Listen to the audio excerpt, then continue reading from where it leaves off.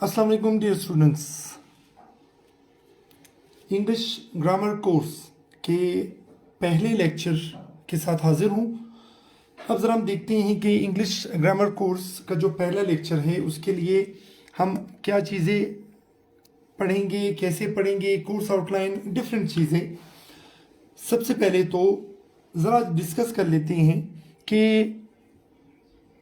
Date आज क्या है। देखिए, डेट लिखने के दो तरीके हैं। 21/4/2025, ठीक है। एक और पैटर्न है 4/21/2025। पैटर्न दोनों फॉलो होते हैं, लेकिन इनमें एक पैटर्न ऐसा है कि जो फॉर्मल है, ठीक है, जो ब्रिटिश फॉलो करते हैं, और एक इनफॉर्मल है, यानी उसको अमेरिकन फॉलो करते हैं। अब ज़रा देख लेते हैं कि है इसमें क्या। देखें, अगर आप पहला पैटर्न देख लें, पहला पैटर्न है ब्रिटिश का, ठीक है। British style of writing down the date इस तरह, ठीक है। वो क्या करते हैं, वो पहले लिखते हैं दिन, फिर उसके बाद लिखते हैं मंथ, और फिर उसके बाद लिखते हैं ईयर। लेकिन जब हम बात करते हैं American style of writing down the date, तो उनका पैटर्न डिफरेंट है, ठीक है। अमेरिकन्स क्या करते हैं, अमेरिकन्स पहले लिखते हैं मंथ, फिर लिखते हैं डे, और फिर लिखते हैं ईयर। अब देखिए, जब हम छोटे थे हम सुनते थे 9/11 के बारे में, ठीक है। अमेरिकन से रिलेटेड है, ट्विन टावर्स पे जो अटैक हुआ था 9/11, ठीक है। अब अगर हम थोड़ी देर के लिए सोचें, हमें यूं लगेगा कि शायद 9 तारीख थी और 11वां महीना था, ठीक है। लेकिन ऐसा नहीं था, क्योंकि अमेरिका में ये हुआ था। अमेरिकन स्टाइल में जब उसको लिखते हैं तो वो क्या करते हैं, वो मंथ पहले लिखते हैं और डे बाद में लिखते हैं। तो जब हम 9/11 के बारे में बात करते हैं तो इसका मतलब ये नहीं है कि 9 नवंबर, बल्कि इसका मतलब है 11 सितंबर, ठीक है। अब एक तो ये चीज आपने ध्यान में रखनी है। अच्छा, फिर हम डिसाइड करेंगे कि इन दोनों में कौन सा लॉजिकल है। अब देखें, दिन छोटा है, फिर उसके बाद मंथ बड़ा है, और फिर उसके बाद साल बड़ा है। दिन है, महीना है, साल है। अब लॉजिकली ये चीज ऐसे है कि British style of writing down the date is more logical, more sensible, तो इसलिए हम ये पैटर्न फॉलो करते हैं, ठीक है।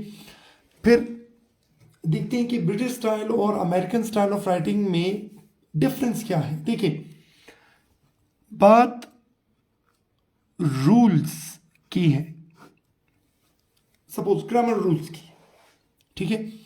अब रूल्स को स्ट्रिक्टली फॉलो करना है, रूल्स को फ्लेक्सिबिलिटी के साथ रिलैक्स करना है। इस चीजों को जरा देख लेते हैं। हमारे पास जो ब्रिटिश हैं, ब्रिटिश रूल्स के मामले में स्ट्रिक्ट है। वो ये कहते हैं कि जो रूल्स हैं ग्रामर से रिलेटेड, हम इसको देखते हैं। जो रूल्स हैं ग्रामर के, आपने उन्हें प्रॉपरली फॉलो करना है, स्ट्रिक्टली फॉलो करना है। उसमें कोई फ्लेक्सिबिलिटी नहीं है, कोई रिलैक्सेशन नहीं है। जबकि अमेरिकन्स जो हैं,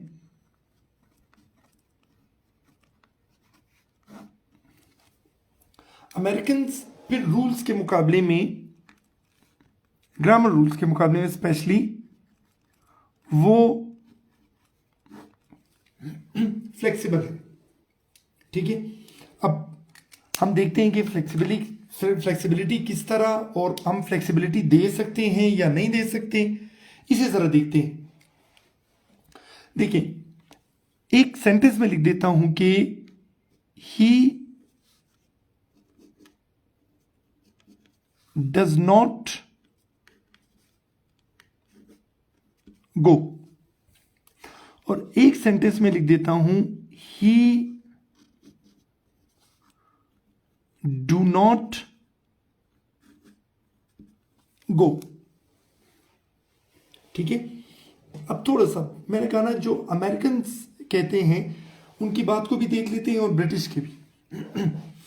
अब ये डज हमें ये बताता है कि ये प्रेजेंट का है, प्रेजेंट इंडेफिनिट। ठीक है, और ये डू जो है ये भी हमें बताता है किसके बारे में, प्रेजेंट के बारे में। अब अमेरिकन का ये ओपिनियन है कि अगर ही के साथ डज के बजाय डू लगा दें तो उसके टेंस पर, उसके सेंस पर कोई भी असर नहीं पड़ रहा। ठीक है, तो इसलिए वो कहते हैं, आपने मुख्तलिफ मूवीज में भी देखा होगा कि वो बात करते हुए वो ही के साथ डज नहीं लगाते, वो डू लगाते थे। तो अमेरिकन कहते हैं कि ठीक है, अगर टेंस के ऊपर असर नहीं पड़ रहा, रूल्स को रिलैक्स करते, डज की जगह डू लगा ले, डू की जगह डज लगा ले, उसमें कोई इशू नहीं है। हाँ, अमेरिकन ये कहते हैं कि अगर डज के बजाय डू नहीं डिड लगाया जाए तो ऑब्वियस बात है कि डिड शो करता है किस चीज को, पास्ट को। तो फिर अमेरिकन कहते हैं कि ठीक है, डज की जगह डिड ना लगाएं, लेकिन डज की जगह आप डू लगा लें तो उसके सेंस पे फर्क नहीं पड़ेगा। राइट। ब्रिटिश क्या कहते हैं? ब्रिटिश ये कहते हैं कि अगर एक दफा आप लोगों को अलाउ कर दें किस चीज में, रूल्स में फ्लेक्सिबिलिटी, रूल्स में रिलैक्सेशन, तो हर कोई अपने हिसाब से रूल्स के साथ छेड़खानी करता है। ठीक है, तो इसलिए ब्रिटिश स्टाइल ऑफ राइटिंग जो है वो क्या करते हैं, वो फॉर्मल है, रूल्स एंड रेगुलेशंस को वो स्ट्रिक्टली फॉलो करते हैं। और अमेरिकन जो है, there approach is pretty much informal, और वो क्या करते हैं, वो रूल्स एंड रेगुलेशंस को कुछ ज्यादा खातिर में नहीं लाते। ठीक है, अब लाजमी बात है कि हमने ग्रामर सीखनी है, हमने रूल्स को देखना है, तो हम ब्रिटिश स्टाइल को ही फॉलो करेंगे। ठीक है, तो ये तो थोड़ा सा था इस चीज के बारे में कि अमेरिकन स्टाइल ऑफ राइटिंग और ब्रिटिश स्टाइल ऑफ राइटिंग हम कौन सा फॉलो करेंगे, क्यों फॉलो करेंगे, ब्रिटिश में क्या इशू नहीं है, अमेरिकन में क्या इशू है, ये हमने देखा। अब इसे थोड़ा सा कंटिन्यू करते हैं।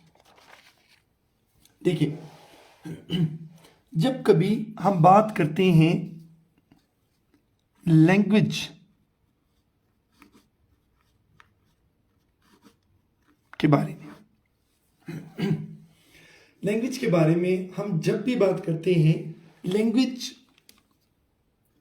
असल में एक सोर्स है, एक टूल है, किस चीज का, कम्युनिकेशन का। ठीक है, कम्युनिकेशन में क्या किया जाता है, कम्युनिकेशन में आप मैसेज को कन्वे करते हैं। It is actually about the conveyance of a message. ठीक है, कन्वेंस ऑफ अ मैसेज आ गया। अब जब हम बात करते हैं कम्युनिकेशन के बारे में, देखिए वो स्टूडेंट्स के जो मास कम्युनिकेशन पढ़ चुके हैं, जर्नलिज्म से रिलेटेड, उन्होंने कम्युनिकेशन की एक थ्योरी पढ़ी है, एक चेन पढ़ा है। ठीक है, अब देखिए, कम्युनिकेशन में सबसे पहले एक सेंडर होता है, ठीक है। सेंडर क्या करता है, सेंडर मैसेज भेजता है, ठीक है। यानी आप यूं समझ ले कि सेंडर के माइंड में एक मैसेज है, ठीक है, और वो चाहता है कि वो उस मैसेज को कन्वे करे। तो मैसेज को कन्वे करने के लिए वो सबसे पहले कोडिंग यूज करेगा, ठीक है। फिर आप कहेंगे कोडिंग कैसे? देखिए, 3 तरह की कोडिंग हो सकती है। नंबर 1, पुराने जमाने में क्या होता था, सिंबल्स के जरिए मैसेज कन्वे होते थे। अब आप कहेंगे सिंबल्स के जरिए कैसे? आपके मोबाइल फोन्स में आपको जो डिफरेंट इमोजीज नजर आते हैं उनके जरिए मैसेज कन्वे। अब सपोज अगर मैं खुश हूं तो ये सिंबल है, अगर मैं उदास हूं तो ये सिंबल है, ठीक है। तो ये क्या करते हैं, ये सिंबल्स एक्चुअली मैसेज कन्वे करते हैं, ठीक है। एक मेथड तो ये है। दूसरा मेथड आपने देखा होगा कि बहुत सारे लोग जो नहीं बोल सकते, ठीक है, कुव्वते गोयाई से वो महरूम होते हैं, वो क्या करते हैं, वो बॉडी जेस्चर्स के जरिए, हाथ हिलाकर, इशारों के जरिए अगले बंदे को अपना मैसेज पहुंचाते हैं। एक ये मेथड है। और तीसरा मेथड वो है जो हम यूज करते हैं किस चीज का, वर्ड्स, यानी हम अल्फाज के जरिए अपना मैसेज अगले बंदे तक पहुंचाते हैं।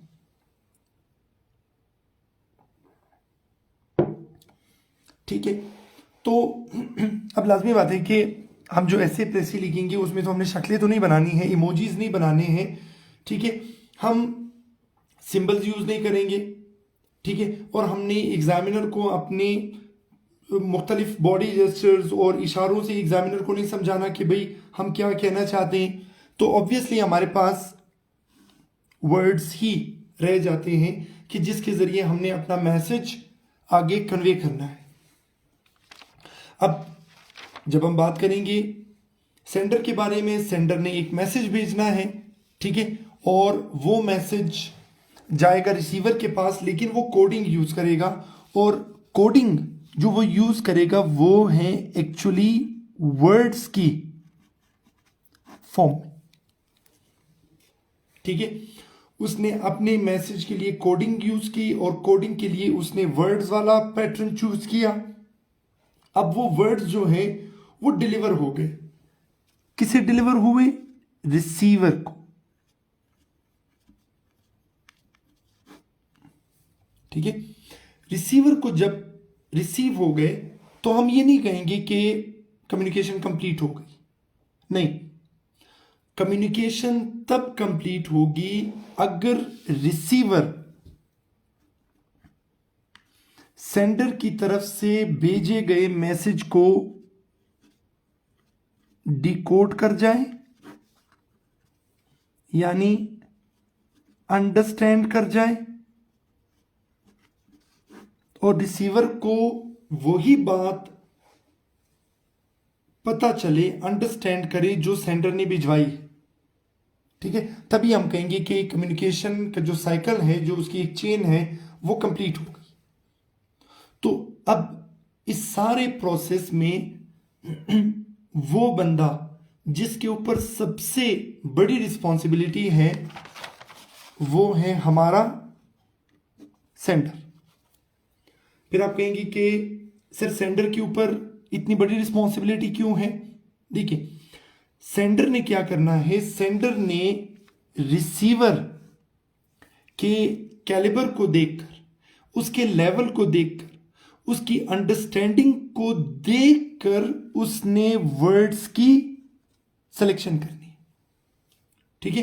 अब फॉर एग्जांपल जब हम बात करते हैं ना कि भाई फलाना टीचर बहुत अच्छा टीचर है, तो वो इसलिए अच्छा टीचर नहीं है कि वो बड़ा कोई हाईली क्वालिफाइड है,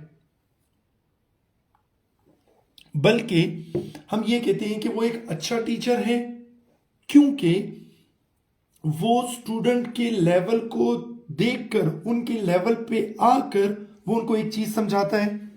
ठीक है, अब सपोज हमारे पास हाउस ऑफ विजडम एकेडमी में एक महमूद साहब हैं, केमिस्ट्री और फिजिक्स पढ़ाते हैं। अब बच्चे उन्हें क्यों इतना ज्यादा पसंद करते हैं?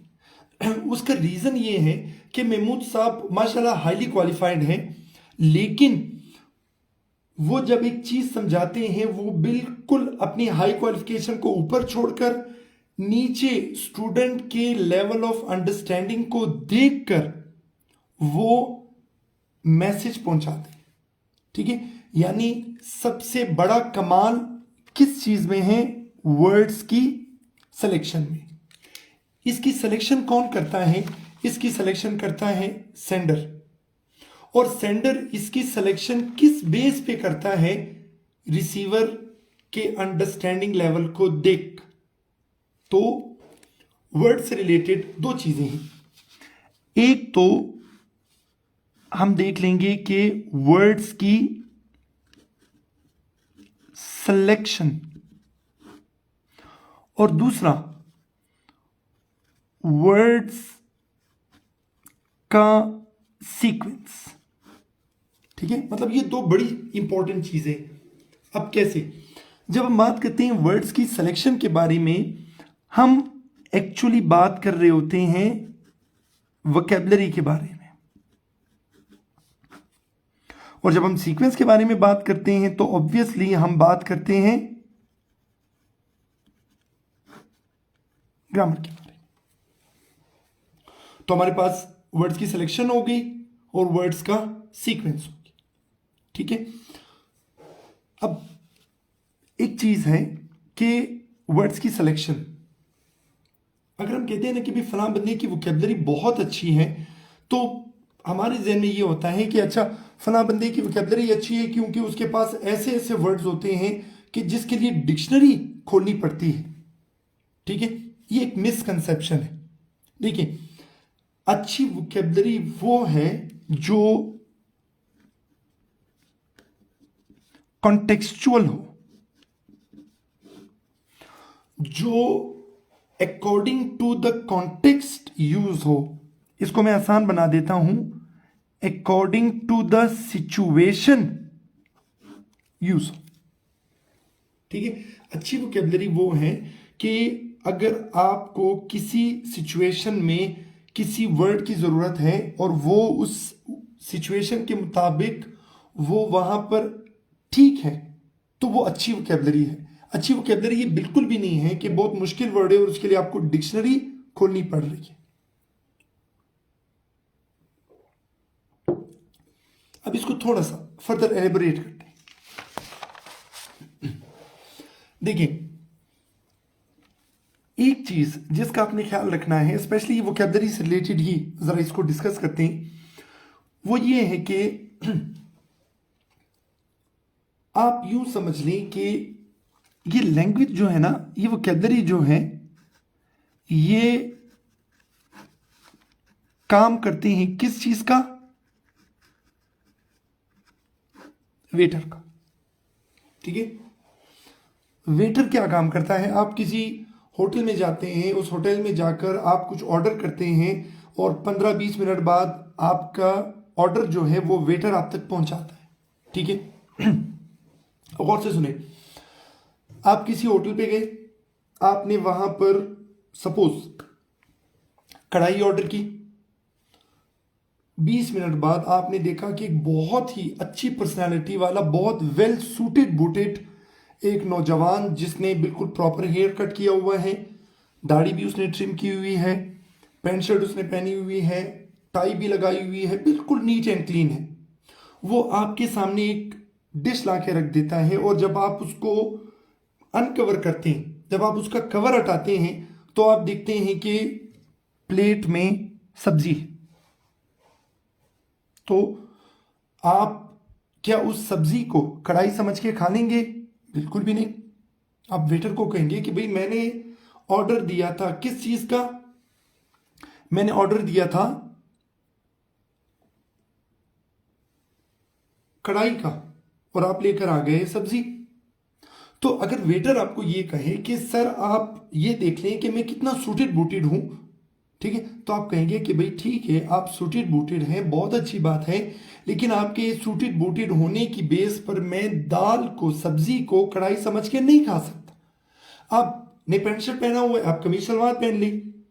आपने शूज पहने हुए हैं, आप चप्पल पहन लें। आपने दाढ़ी को ट्रिम किया हो, कोई बात मसला नहीं, आपकी शेव बढ़ गई हो, लेकिन मुझे आप कढ़ाई ही लाकर दें, तो उसमें इट मीन्स कि वेटर जो है उसका काम सिर्फ जो ऑर्डर किया है वो ऑर्डर कस्टमर तक पहुंचाना है।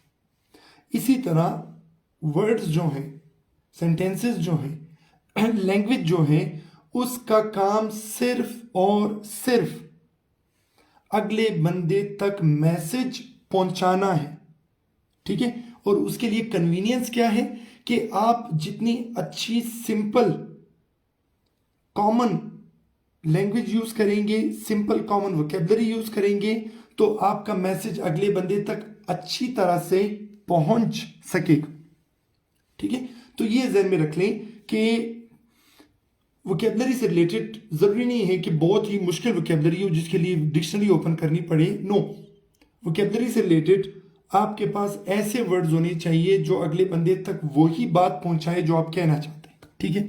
चलिए थोड़ा सा आगे बढ़ते हैं। अब देखें, लैंग्वेज को मैं कनेक्ट कर देता हूं किस चीज के साथ, ठीक है। लैंग्वेज एक डिश है, ठीक है। फिर आप कहेंगे लैंग्वेज का डिश के साथ क्या काम। सपोज बिरयानी एक डिश है, ठीक है। अब वो डिश कैसे बनती है उसके लिए रेसिपी है, ठीक है। अब उसमें 3 चीजें हैं, गौर से देखिए, गौर से सुने भी।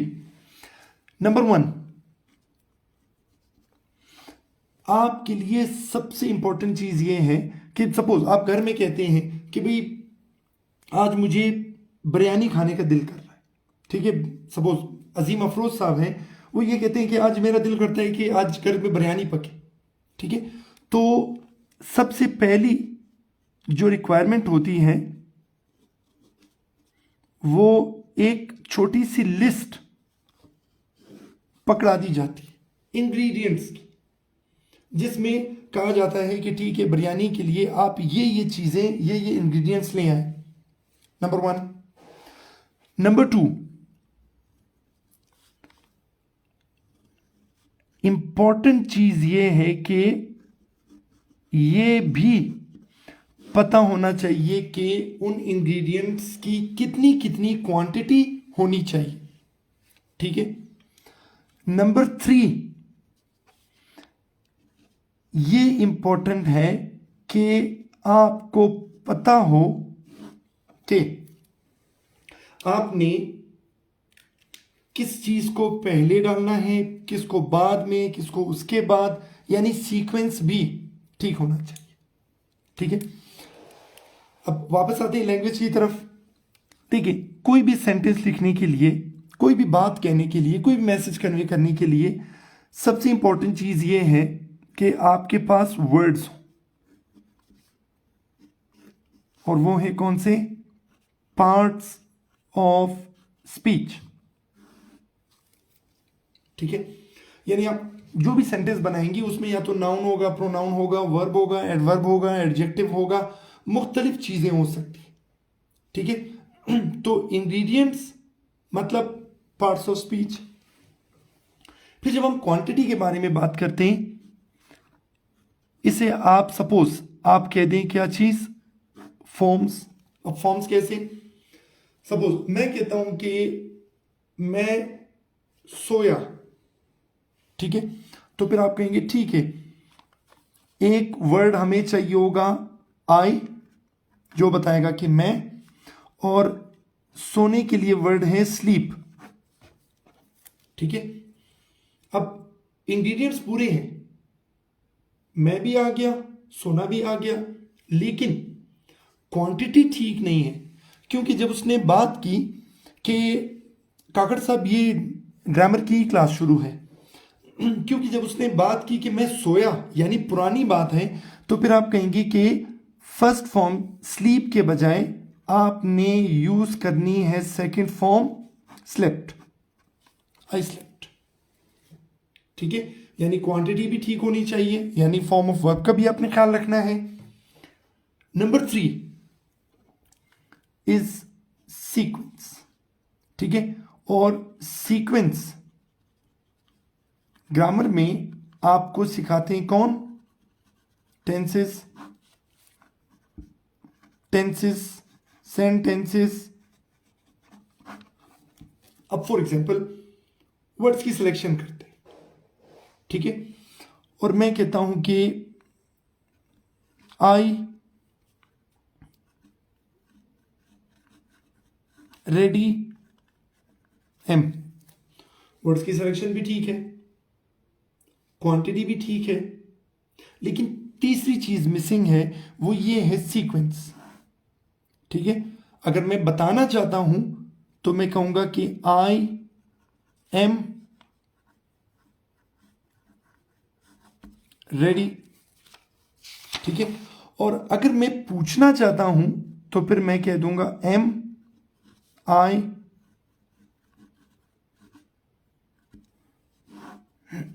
रेडी। ठीक है, तो बिल्कुल जैसे एक डिश बनाने के लिए उसकी रेसिपी में इंग्रेडिएंट्स है, क्वांटिटी है, सीक्वेंस है, सिमिलरली हमारे पास लैंग्वेज के लिए ये 3 चीजें हैं, पार्ट्स ऑफ स्पीच, फॉर्म्स यानी उसके जो टेंसेस वगैरह से forms, it mean first form second form, ये चीजें आ जाएंगी, और फिर तीसरा उसके टेंसेस से रिलेटेड। तो ये एक्चुअली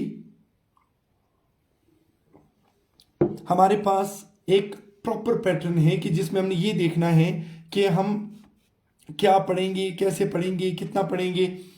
अब एक बहुत ही कॉमन सेंस वाला क्वेश्चन है, मैं आपसे पूछता हूं कि आप बताएं कि सबसे पहले हम किसकी तरफ जाएंगे? इंग्रेडिएंट्स की तरफ, क्वांटिटी की तरफ, या सीक्वेंस की तरफ? ठीक है, आपको जो जो आंसर होगा आप कमेंट सेक्शन में लिख दें। 1 मिनट है आपके पास।